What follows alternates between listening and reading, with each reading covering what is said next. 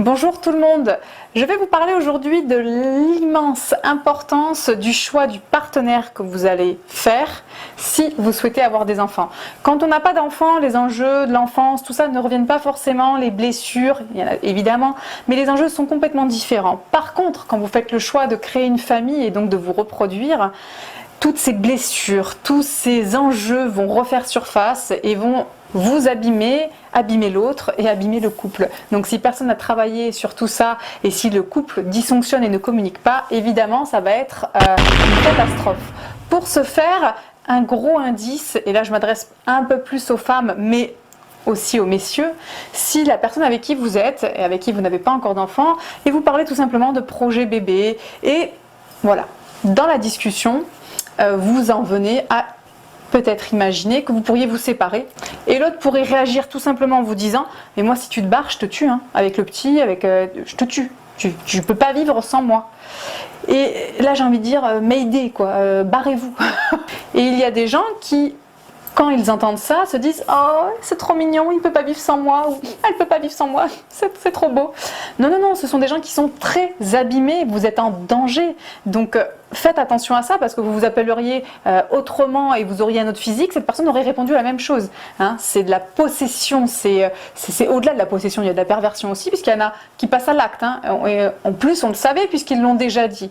Donc voilà, il y a quelque chose comme ça. Écoutez les gens quand ils vous parlent et n'hésitez pas justement à vous projeter avec la personne avec qui vous avez fait le choix d'avoir un bébé. Si on se sépare, comment on s'organise? Et si la personne part complètement en couille au niveau des propos, fuyez, fuyez, fuyez, cette personne ne va pas se raisonner au fil des temps, si elle ne fait pas de thérapie, de suivi personnel, il ne va rien se passer, hein. Les gens ne changent pas comme ça, c'est pas magique. Donc je vous invite vraiment à faire un choix de partenaire, même s'il est différent de vous, même si c'est compliqué, mais qui ait au moins une base de communication qui est saine. L'autre peut vous entendre dire des choses et vous pouvez aussi l'entendre et faire des allers-retours comme ça.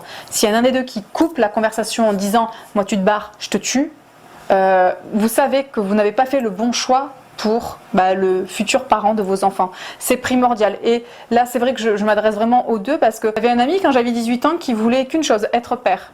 Il a rapidement fait un enfant avec la première qui est passée. Il n'a pas vu son fils pendant 3 ans. Pendant 3 ans, il n'a pas été un papa heureux. Il a été très triste, très touché. Je n'ose même pas imaginer la détresse de cet homme.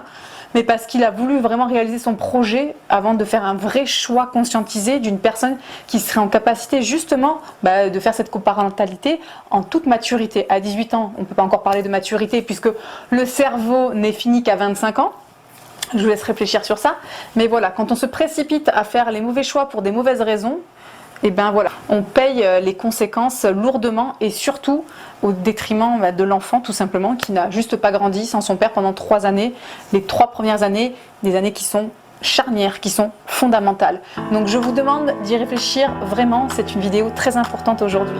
Je vous remercie de m'avoir écouté, n'hésitez pas à vous abonner à ma chaîne YouTube, je vous dis à bientôt.